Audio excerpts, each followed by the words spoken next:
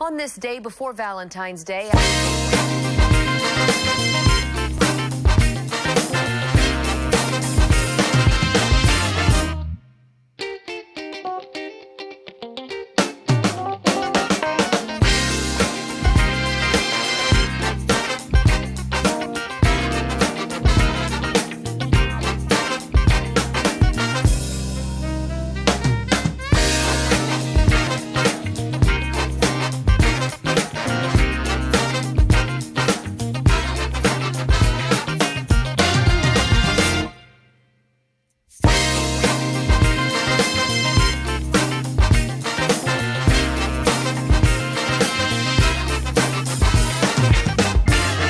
Before we wrap up our work on February 13th.